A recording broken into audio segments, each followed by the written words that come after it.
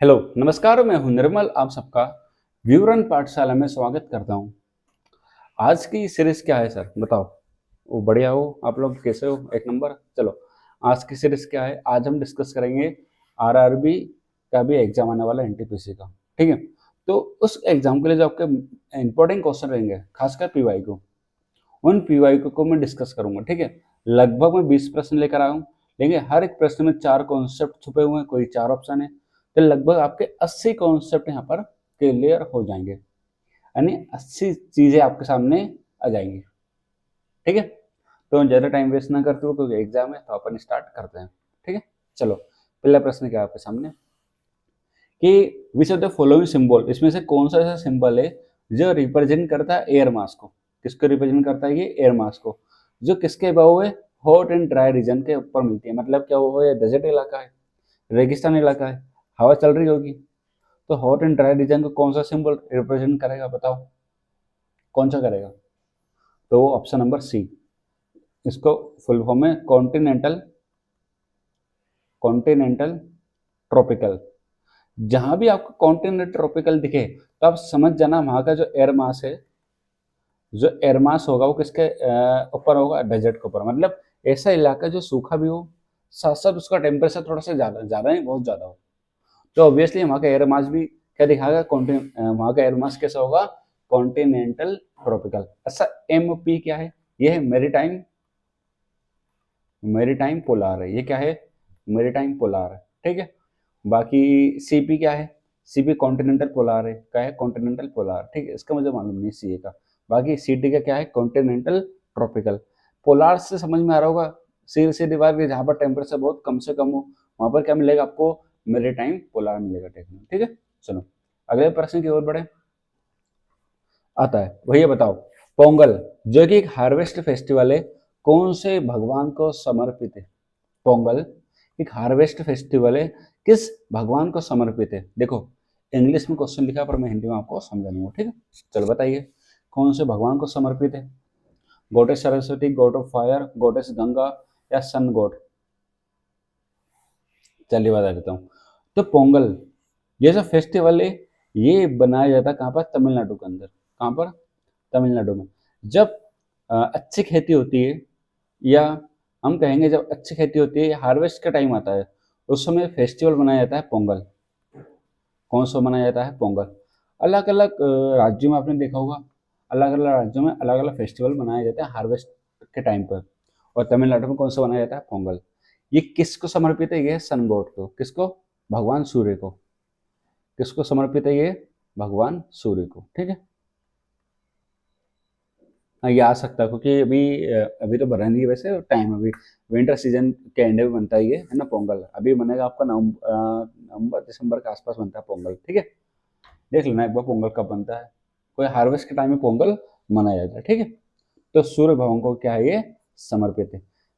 ठीक है, चलो, बाकी भगवान को पता है, सरस्वती जी है, गॉड ऑफ फायर है, गंगा जी है। ठीक है, चलो आगे बढ़ते हैं अब। हाँ, how many languages are listed in the 8th schedule of Indian constitution? भारतीय संविधान के 8वीं अनुसूची में कितनी भाषाएं है? बताओ, 20, 21, 22 या 23? चलो, थोड़ा सा कॉन्सेप्ट की ओर चलते हैं ना।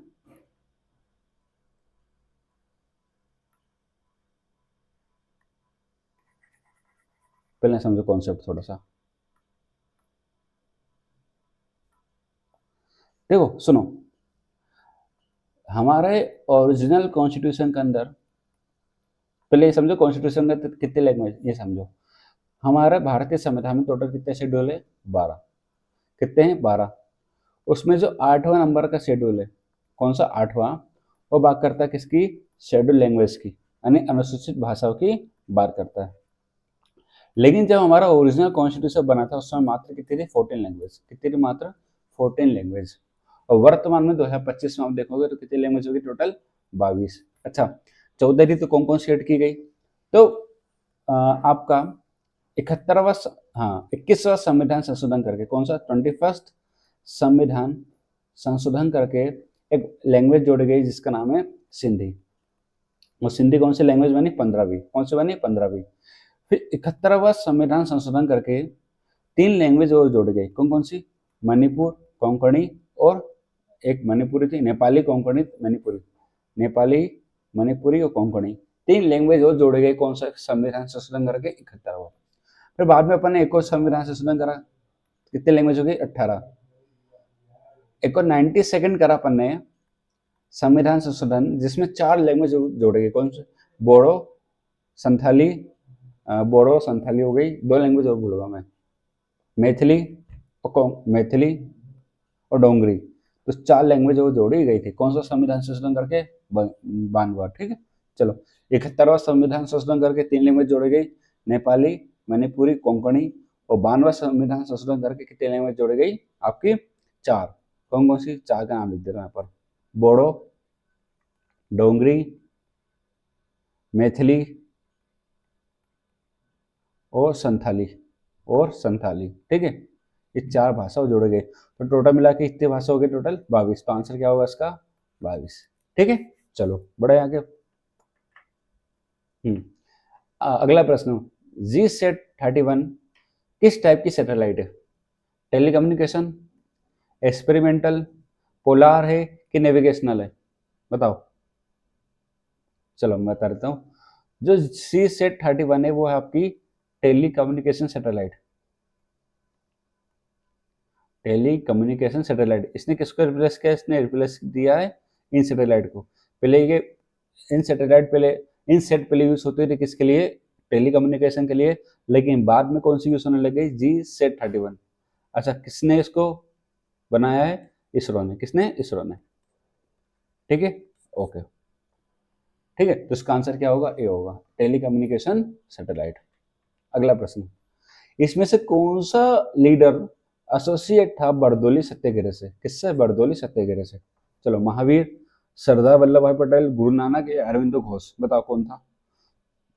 बहुत आसान है, सरदार वल्लभ भाई पटेल। हुआ क्या था भैया, आपके बॉम्बे वाले इलाके में, बॉम्बे प्रेसिडेंसी में फार्मर से यानी किसानों से भैया क्या लिया जा रहा था? टैक्स, और कम से कम 22% की कर दी वहां पर, टैक्स की वृद्धि कर दी। ठीक है, तो फिर 12 फरवरी 1928 से सरदार वल्लभ भाई की लीडरशिप में एक सत्याग्रह स्टार्ट किया गया, जिसका नाम है बरदोली। क्या नाम है इसका?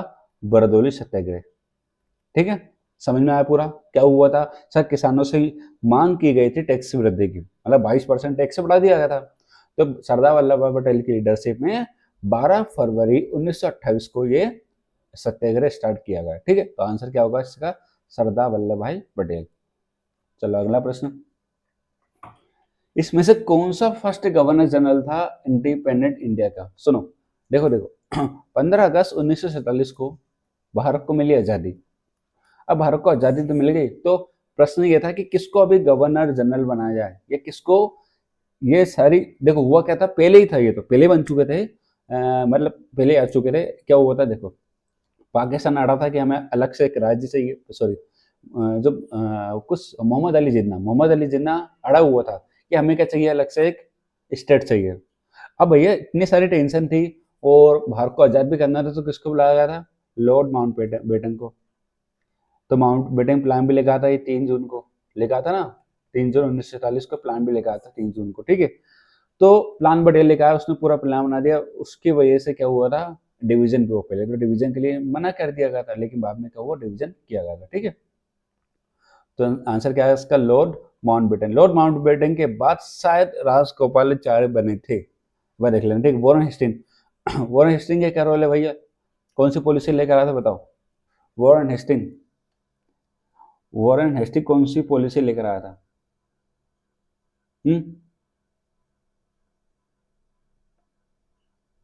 एक सेकंड रुकिएगा, देखो सबसे पहले तो भाई साहब, बंगाल का पहला क्या रहा था? ये गवर्नर जनरल रहा था। बताओ कब से लेकर कब तक रहा था? 1785 से रहा था।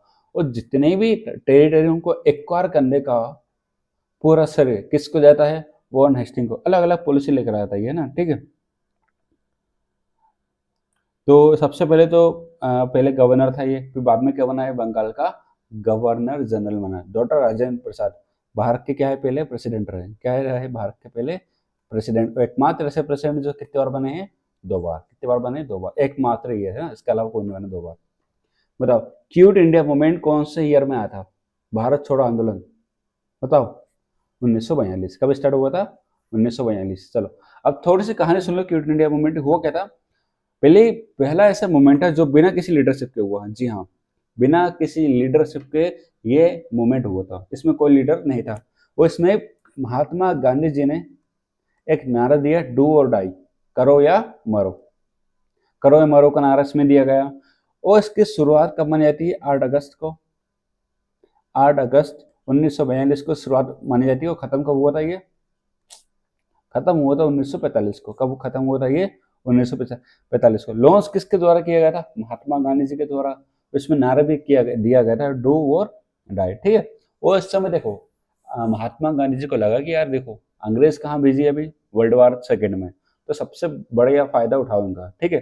तो वैसे तो कुछ नहीं था, डिमांड ये थी कि भैया अब हमें आज़ाद कर दो, अब तुम जाओ यहाँ से, है ना, जाओ, और जिसको जो करना हो करो। 1930 सुन लो थोड़ा 1930 के बारे में। 1930 26 जनवरी 1930 बताओ किसके लिए फेमस है। इस दिन जवाहरलाल नेहरू जी ने पहली बार शपथ दिलवाई, किसकी, पूर्ण स्वराज दिवस की। या पहली बार कह सकते हैं, पहली बार पूर्ण स्वराज दिवस बनाया गया था। कब, 26 जनवरी 1930 को। और लाहौर में रावी नदी के किनारे हमारे ट्राई कलर झंडा फहराया गया था। 1940 को मिले में फ्रीडम मिली थी। 1940 किसके लिए फेमस है, अगस्त ऑफर आया था। क्या आया था यहाँ पर, अगस्त ऑफर, ठीक है। अगस्त ऑफर में किसकी बात की गई थी, डोमिनियन स्टेटस की। डोमिनियन स्टेटस किसमें बात की गई थी, ठीक है। चलो ओके ओके, चलो ठीक है। अगला प्रश्न, हु अमोंग फाउंडेड दी आर्य समाज। इसमें से आर्य समाज की स्थापना किसने करी, फाउंडेड मतलब स्थापना किसने करी, आर्य समाज की स्थापना किसने की, बताओ। स्वामी विवेकानंद, राजा राम मोहन रॉय, स्वामी दयानंद सरस्वती, या फिर आपके रामकृष्ण परमहंस। बताओ किसने करी आर्य समाज की स्थापना। आर्य समाज की स्थापना किसके द्वारा की गई, चलो बता देता हूँ। तो आर्य समाज की स्थापना की गई स्वामी दयानंद सरस्वती जी के द्वारा। किसके द्वारा की गई, सरस्वती जी के द्वारा। सुनो, इन्होंने 1875 में आर्य समाज की स्थापना करी। आर्य समाज की स्थापना करी, वो कहाँ पर करी, बॉम्बे के अंदर। कहाँ पर करी, बॉम्बे में। प्रश्न आता है कहाँ पर की थी, बॉम्बे में। कहाँ की थी, बॉम्बे में। अच्छा उद्देश्य क्या था आर्य समाज का, बताओ क्या उद्देश्य था। हम्म मतलब आर्य समाज बना। चलो पहले बाकी देख लो। इधर देख लो, राजा राम मोहन रॉय। राजा राम मोहन रॉय ने क्या बनाया था भाई, ब्रह्म समाज। क्या बनाया था, ब्रह्म समाज। और एक और था भारतीय ब्रह्म समाज। भारतीय ब्रह्म समाज, ये किससे बना था, ये थे केशव चंद्र सेन। कौन थे, केशव चंद्र सेन, ठीक है। एक और आपका रामकृष्ण परमहंस, तो ठीक है। रामकृष्ण परमहंस की स्थापना किसने करी, बताओ। रामकृष्ण परमहंस, हम्म देखो दो चीज थी। स्वामी विवेकानंद जी ने रामकृष्ण मिशन की शुरुआत करी थी। किसकी शुरुआत करी थी, रामकृष्ण मिशन। लेकिन किससे इंस्पायर होकर, रामकृष्ण परमहंस से इंस्पायर होकर इन्होंने रामकृष्ण मिशन की स्थापना करी। किसने, स्वामी विवेकानंद ने, ठीक है। चलो ठीक है, इतना सारा मैंने आपको बता दिया। इसका आंसर क्या होगा, स्वामी दयानंद सरस्वती जी। चलो आगे बढ़े अपन। अगला, इसमें से कौन से राज्य से वे ट्रॉपिक ऑफ कैंसर पास नहीं होती है। नोट लिखा, नोट, है ना। चलो पहले समझते हैं, ये हमारा पूरी पूरा क्या है, पृथ्वी है। इस पृथ्वी के बीच में से लाइन जाती है जिसका नाम क्या है, इक्वेटर है। इस इक्वेटर के ऊपर जाओगे आपको क्या मिलेगी, ट्रॉपिक ऑफ कैंसर। क्या मिलेगी आपको, ट्रॉपिक ऑफ कैंसर, ठीक है। अब ये ट्रॉपिक ऑफ कैंसर बिल्कुल कहाँ से निकलती है, इंडिया के सेंटर से। कहाँ से निकलती है, इंडिया के सेंटर से, और इंडिया के नॉर्थ में जाती है। तो इंडिया के टोटल 8 राज्यों से पास होती है। कितने राज्यों से, 8। कौन कौन से राज्य है वो, तो पहला है आपका गुजरात, दूसरा है राजस्थान, तीसरा है मध्य प्रदेश, चौथा है आपका छत्तीसगढ़, पांचवा है झारखंड, छठा है आपका वेस्ट बंगाल, सातवां है आपका मिजोरम, और मिजोरम के बाद क्या आएगा आपका त्रिपुरा। सॉरी त्रिपुरा पहला आएगा, मिजोरम बाद में आएगा, ठीक है। यहाँ पर करो त्रिपुरा, यहाँ पर करो मिजोरम। ठीक है, तो टोटल 8 राज्य होगा ना, 1 2 3 4 5 6 7 8, टोटल 8 राज्यों से ये पास होती है। ठीक है, फ्लो नहीं करती है, पास होती है। तो बताओ इसमें से कौन सा राज्य नहीं है? उड़ीसा। ऑब्वियसली इसका आंसर क्या होगा?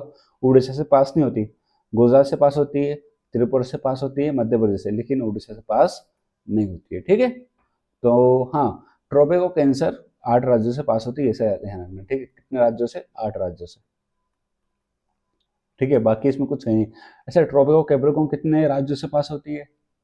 एक भी नहीं, जीरो। ठीक है, क्योंकि अपन क्या है, इक्वेटर के ऊपर है। और यहाँ पर जो लाइन मिलेगी आपको नीचे, हाँ, कर्क रेखा बोलते हैं ट्रोपिको कैंसर को। क्या बोलते हैं? कर्क रेखा। कर्क रेखा। ठीक है, कौन सी लाइन बोलते हैं इसको? कर्क रेखा। चलो अब अगला प्रश्न, 10वां प्रश्न आ चुका है, आधा प्रश्न कंप्लीट कर चुके हैं लगभग 20 मिनट में। चलो बताओ, इसमें से कौन सी नदी को दक्षिण गंगा बोलते हैं? इसमें से कौन सी नदी को दक्षिण गंगा बोलते हैं? बताओ, जल्दी से बताओ। चलो बता देता हूँ, तो इसका आंसर होगा आपका गोदावरी। क्या इसका आंसर होगा? गोदावरी इसका आंसर होगा। चलो, गोदावरी कहाँ से निकलती है? त्र्यंबकेश्वर के पास से निकलती है। त्र्यंबकेश्वर के पास से निकलती कितना किलोमीटर फ्लो करती है? 1465 किलोमीटर। अब इसको दक्षिण गंगा कहने का भी तात्पर्य है, सुनो, यह एकमात्र ऐसी नदी है जो सबसे लंबी फ्लो करती है साउथ इंडिया में। साउथ इंडिया की सबसे लंबी नदी है कौन सी? आपकी गोदावरी। ठीक है, चलो अब एक और आता है आपका नर्मदा रिवर। नर्मदा रिवर कहाँ से निकलती है भैया? अनूपपुर जिले से। अनूपपुर जिले से निकलती है। कौन सी पहाड़ी है? अमरकंटक की पहाड़ी है। कितने किलोमीटर फ्लो करती है? 13-12 किलोमीटर। ठीक है, और एकमात्र ऐसी नदी जो क्या बनाती है? Rift valley. कहाँ से बहती है ये? रिफ्ट वैली से। रिफ्ट वैली से एक और नदी कौन सी बहती है? बताओ सर। रिफ्ट वैली से एक और नदी बहती है, वो ताप्ती। कौन सी है? ताप्ती। ठीक है, चलो अब आता है कावेरी। बताओ कावेरी कहाँ से निकलती है? सर कावेरी निकलती है ब्रह्मगिरी माउंटेन से। कहाँ से निकलती है? ब्रह्मगिरी माउंटेन से। ठीक है, कृष्ण कहाँ से निकलती है? कृष्ण निकलती है महाबलेश्वर से। कहाँ से निकलती है?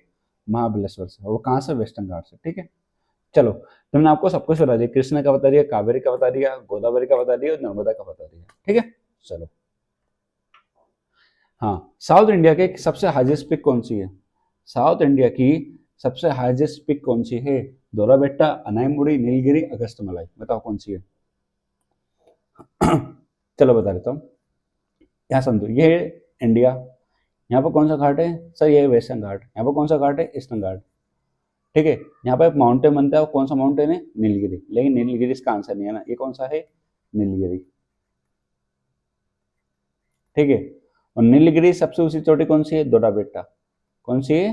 डोडा बेट्टा।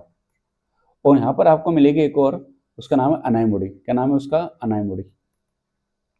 और अनाईमुड़ी पूरे साउथ इंडिया की सबसे हाईएस्ट पीक है। क्या है? साउथ इंडिया की पूरा हाईएस्ट पीक। और पूरे इंडिया की कौन सी है? पूरे इंडिया की केटू। पूरे इंडिया की कौन सी? केटू है। लेकिन साउथ इंडिया की कौन सी? अनाईमुड़ी कितनी है? 2695 मीटर। 2695 मीटर। नीलगिरी तो भैया की रेंज है। अगस्त मलाई नहीं है। दोरा बेटा क्या है? पूरे नीलगिरी की सबसे ऊंची चोटी कौन सी है? दोरा बेटा। लेकिन आंसर क्या होगा इसका? अनाईमुड़ी। क्या होगा आंसर? अनाईमुड़ी। ठीक है, चलो केटू। हाँ, केटू कंचनजंगा में आप लोग कन्फ्यूज होता होंगे ना। केटू कंचनजंगा, देखो केटू सबसे हाईएस्ट पीक मानी जाती है किसकी? इंडिया की। ठीक है, अब बात करते हैं अगला प्रश्न क्या है भैया। Who is known as the father of Indian constitution? के फादर किसको माना जाता है? काफी सड़ा हुआ प्रश्न था, मतलब इतना इजी प्रश्न पूछ रहा है अब तो मैं। बताओ कौन था? किसको माना जाता है फादर ऑफ इंडियन कॉन्स्टिट्यूशन? अभी भैया अभी निकली इनकी जयंती, हाँ, अप्रैल में। तो कौन है वो? भीमराव अंबेडकर। कौन है दोस्तों? भीमराव अंबेडकर। चलो दो तीन कहानी सुन लेते हैं। आपको 29 अगस्त को एक बनती है कौन सी समिति? Drafting committee. ड्राफ्टिंग कमेटी के क्या होते हैं? ये चेयरमैन भी होते हैं। भारत के पहले लॉ मिनिस्टर भी यही होते हैं। क्या होते हैं ये? भारत के पहले लॉ मिनिस्टर भी होते हैं। इन्होंने कौन सी बनाई थी? ऑल इंडिया डिप्रेस क्लास भी इन्होंने बनाई। ऑल इंडिया डिप्रेस क्लास भी इन्होंने बनाई। ठीक है, अब बात करते हैं सरदार वल्लभ भाई पटेल। सरदार वल्लभ भाई पटेल किसके लिए आने जाते हैं? यूनिटी के लिए। ठीक है, पूरे देश को यूनाइट करा। डॉक्टर राजेंद्र प्रसाद क्या माने जाते हैं? भारत के पहले प्रेसिडेंट है। माने क्या जाते हैं? हाँ, पहले से ही है। जवाहरलाल नेहरू क्या है भैया बताओ? भारत के पहले प्राइम मिनिस्टर, ठीक है, भारत के पहले प्राइम मिनिस्टर। हाँ, और constitutional power committee, Indian constitutional power committee किसके हाथों में थी? जवाहरलाल नेहरू के हाथों में थी। और चलो ठीक है, तो ये था पूरा। हाँ, राजेंद्र प्रसाद के हाथ में एक कमेटी भी थी, किस कौन सी? Steering committee. कौन सी थी? Steering committee. ओके, चलो ठीक है। ड्राफ्टिंग कमेटी में टोटल कितने मेंबर थे? 7 मेंबर। कितने मेंबर थे टोटल? 7 मेंबर। चलो आगे बढ़े अपन अब। कौन सा आर्टिकल बात करता है किसके बारे में? Right to education. Right to education यानी शिक्षा का अधिकार। शिक्षा का अधिकार। बताओ कौन सा आर्टिकल शिक्षा के अधिकार के बारे में बात करता है? कौन सा आर्टिकल शिक्षा का अधिकार के बारे में बात करता है? चलो अपन एक एक देखें। सबसे पहले आर्टिकल 14 किसका भाग है? ये समानता का अधिकार, यानी right to equality. Right to equality कहां से कहा था? आर्टिकल 14 से लेकर आर्टिकल 18। आर्टिकल 14 बात करता है किसके बारे में? Equality before the law. Equality before the law मतलब सब, कोई भी कानून से बढ़कर नहीं है, कोई भी कानून से ऊपर नहीं है। और एक बात करता है किसकी? Equal protection of law. मतलब ये कि वे समान स्थिति में समान कानून लागू होंगे। बात करते 21 से। 21 से बात करता है किसके? राइट टू एजुकेशन की। राइट टू एजुकेशन कौन सा संविधान संशोधन जोड़ के ऐड किया गया इसको? 86वां। कब? 2001 में, ठीक है, ओके। 45वां बात करता है किसकी? Free and compulsory education.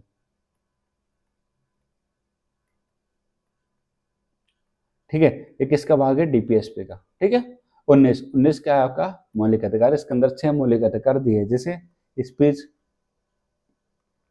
उसके बाद घूम सकते हो, असंबल हो सकते हो, ये सारे मौलिक अधिकार आपको किस में दिए गए हैं? 19 के अंदर, ठीक है। अब इसका आंसर क्या होगा? 21 से। इसके 21 से क्या होगा? इसका आंसर होगा। चलो बहुत बढ़िया। समझ में ना आए तो कमेंट कर देना, ठीक है। चलो, भारत का प्रधानमंत्री बनने के लिए मिनिमम आयु क्या होना चाहिए? What is the minimum age for becoming the prime minister of India? बताओ। ऐसा क्या लिखा है कि मिनिमम इतनी आयु होना चाहिए? नहीं, सुनो। लोकसभा है सबसे पहले, क्या होता है? हाँ, सुनो सुनो सुनो। लोकसभा का इलेक्शन होता है, तो लोकसभा का मेंबर बनने के लिए कितनी आयु चाहिए? 25 ईयर्स की। 25 ईयर्स की क्या चाहिए? आयु चाहिए। यदि आप राज्यसभा से है तो मिनिमम कितनी चाहिए आपको? 30 चाहिए। वैसे प्रश्न कराते हैं, क्योंकि प्राइम मिनिस्टर राज्यसभा से भी आ सकता है, लेकिन राज्यसभा से आने के लिए उसका मिनिमम आयु कितनी होनी चाहिए? 30 वर्ष। और लोकसभा से आने के लिए कितनी होनी चाहिए? 25 वर्ष। आंसर क्या होगा? 25 वर्ष, ठीक है। वही इनका जो दायित्व है कहाँ से? लोकसभा से। और राज्यसभा के लिए कितनी चाहिए? लगभग 30 वर्ष की, ठीक है। और जो प्राइम मिनिस्टर वो क्या होते हैं? इलेक्टेड होते हैं। क्या होते हैं? इलेक्टेड। हाँ, अब सॉरी सॉरी सॉरी सॉरी, माफी चाहता हूँ। प्राइम मिनिस्टर क्या होते हैं? अपॉइंटेड। क्या होते हैं? अपॉइंट, है ना। हाँ, कंफ्यूज करने के लिए बोला था उन लोग का ना। अपॉइंट होते किसके द्वारा अपॉइंट किए जाते हैं? बाई प्रेसिडेंट, राष्ट्रपति के द्वारा। कौन अपॉइंट करता है इनको? भारत के राष्ट्रपति इनको अपॉइंट करते हैं, ठीक है। तो प्राइम मिनिस्टर ऑफ इंडिया भी कौन है हमारे भारत के? नरेंद्र मोदी जी। कौन है? नरेंद्र मोदी क्या है? हमारे भारत के प्रधानमंत्री है। ठीक है, चलो आगे बढ़े अपन। अगला प्रश्न क्या है? बताओ, जीएसटी कब से लागू हुआ भारत में? बताओ। जीएसटी मतलब, मैं जानता हूँ पुराना प्रश्न है, लेकिन अच्छा प्रश्न है। बताओ जीएसटी कब लागू हुआ? तो जीएसटी लागू हुआ 1 जुलाई 2017। जीएसटी लागू होता है 1 जुलाई 2017 को। कैसा टैक्स है ये? एक इनडायरेक्ट टैक्स है। कैसा टैक्स है? इनडायरेक्ट, ठीक है। इस पे स्लैब कौन कौन से? 18% है, 28% है, ये सब इसमें स्लैब बनेंगे, बहुत कुछ जानते हो। वैसे प्रश्न नहीं आएगा ये वाला ना, क्योंकि है ना, अब 8-9 साल हो गए, 7-8 साल हो गए, तो काफी ज्यादा पुराना हुआ ये। अब कुछ नया आ रहा है इसके बदले, ठीक है। हाँ, इसमें से कौन सा सेक्टर टर्सरी सेक्टर है? बताओ। सुनो सुनो, देखो 3 सेक्टर होते हैं इकोनॉमी के अंदर: प्राइमरी, सेकेंडरी और टर्सरी। प्राइमरी में आपका क्या होता है? जिसमें नेचुरल रिसोर्सेज का एक्सप्लोइटेशन किया जाता है, वो किसमें आता है? प्राइमरी में। जैसे आपका एग्रीकल्चर। सेकेंडरी में क्या आता है? जिसमें रॉ मटेरियल से लेके फिनिश गुड बनाया जाता है। जैसे मान लो यह पेन बना किसी प्लास्टिक से, तो प्लास्टिक प्लास्टिक छोड़ो, जैसे आटा, आटा एक क्या है, फिनिश गुड है।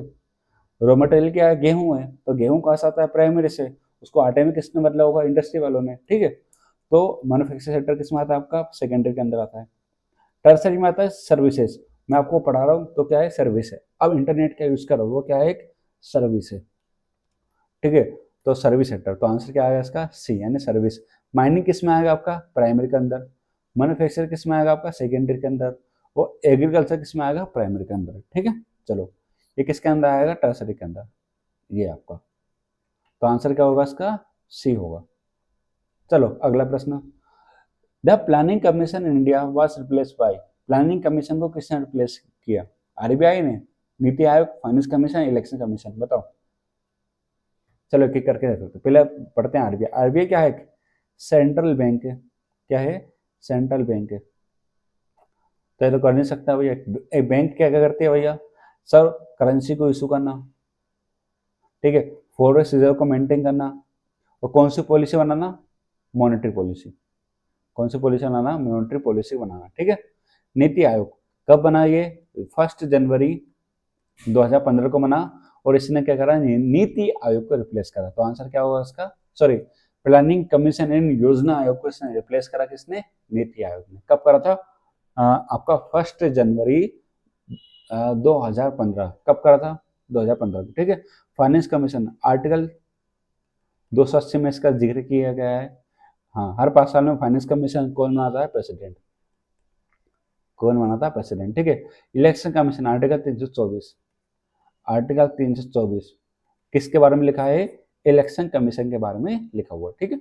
चलो, भारत का भी पहला, सॉरी, भारत में भी प्रेसिडेंट कौन है, बताओ। भारत में अभी प्रेसिडेंट कौन है, इतना सारा हुआ प्रश्न है, तो कौन है, बताओ। द्रौपदी मुर्मू, 2022 में क्या बनी थी, भारत की राष्ट्रपति बनी थी। वो सेकेंड महिला है, क्या है, सेकेंड। और पहली महिला कौन थी, फर्स्ट कौन थी आपकी, प्रतिभा पाटिल, फर्स्ट कौन थी आपकी, प्रतिभा पाटिल थी, ठीक है। वाइस प्रेसिडेंट कौन है इंडिया का, बताओ। इंडिया का वाइस प्रेसिडेंट कौन है, बताओ, इंडिया का वाइस प्रेसिडेंट कौन है, जगदीप धनखड़, क्या है, जगदीप जी क्या है हमारे वाइस प्रेसिडेंट। और वाइस प्रेसिडेंट क्या होता है, बताओ, राज्यसभा का चेयरमैन भी होता है, क्या होता है, राज्यसभा का चेयरमैन, ओके, ठीक है। चलो, अब आता है चंद्रयान 3। चंद्रयान 3 को सक्सेसफुली कब लॉन्च किया गया था, चंद्रयान 3 को सक्सेसफुली कब लॉन्च किया गया था, ऑब्वियसली सबने सुना होगा, सक्सेस, जुलाई जुलाई 2023 को सक्सेसफुली इसको लॉन्च किया गया था। एक कहीं आया था प्रश्न, तो उन्होंने क्या लिखा था पता है, 2022, तो 2022 ने 14 जुलाई 2023 को इसको लॉन्च किया गया था, किससे, GSLV M3 से, MK3, इसको LV-M3 भी इसको कहा जाता है। अच्छा, कब पहुंचा था ये, अच्छा किसने छोड़ा इसको, इसरो ने। इसरो कब बना था, 15 अगस्त 1969 को इसरो बना था। अभी इसरो के चेयरमैन कौन है, अभी इसरो के चेयरमैन कौन है, बताओ, इसरो के चेयरमैन, तो डॉक्टर नारायण, चेयरमैन कौन है इसरो के, वो है डॉक्टर नारायण, ठीक है। इतनी सारी चीजें बता दी मैंने, ठीक है। बस, तो इसका आंसर होगा 14 जुलाई। अभी अपने कौन सा मिशन छोड़ा है, जो सूर्य को लेकर कौन सा मिशन है, आदित्य L1, कौन सा छोड़ा है, आदित्य L1, ठीक है। अगला प्रश्न, कौन सा राज्य ने अभी यूसीसी को वही इंप्लीमेंट करा है, इसमें लगा लो 1500 स्टार, 5000 के अलावा उसमें स्टार लगा लो, क्यों, ये प्रश्न आना है, आना तो आना ही है, कुछ भी कर लो आप। तो अभी यूसीसी, चलो बात करते हैं यूनिफॉर्म सिविल कोड की समान न्याय संहिता, यूसीसी किसका भाग है, डीपीएसपी का। डीपीएसपी में कहाँ लिखा, आर्टिकल 44 में, आर्टिकल 44 किसके बारे में बात करता है, यूनिफॉर्म सिविल कोड, यानी किसी भी धर्म का हो, किसी भी कास्ट का हो, सभी के लिए कानून क्या होंगे, बिल्कुल समान होंगे, ठीक है। पहला फर्स्ट स्टेट कौन सी थी, फर्स्ट थी गोवा, और वर्तमान में कौन है अभी, वर्तमान में आपकी उत्तराखंड, यूके नहीं, उत्तराखंड। तो आंसर क्या होगा इसका, उत्तराखंड होगा, ठीक है। हाँ, अभी इन्होंने क्या लागू करा, अपने यहाँ यूनिफॉर्म सिविल कोड को लागू किया। ठीक है, तो ये तो दोस्तों हमारे पूरे टोटल 20 प्रश्न। 20 प्रश्न में से मैं मतलब देखो, ये देखो पूरी पीडीएफ देखो, आपको भरी पड़ी है फैक्चुअल से, मतलब कहीं पर भी मैंने कोई भी फैक्ट नहीं छोड़ा, आपको सब कुछ मैंने एक्सप्लेन करा है।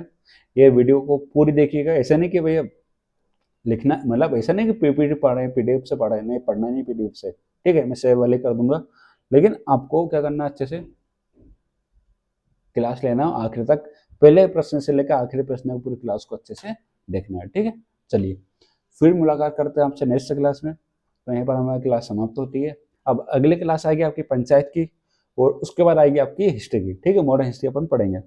चलो, तो यहाँ पर हम क्लास को वाइंड अप करते हैं, और फिर मिलते हैं आपसे अगले क्लास में। तो आप लोग अपना ध्यान रखिए, और हाँ, क्लास अच्छी लगे तो लाइक शेयर और सब्सक्राइब जरूर करिएगा। चलिए फिर मुलाकात करते हैं आपसे नेक्स्ट क्लास में। Thank you very much.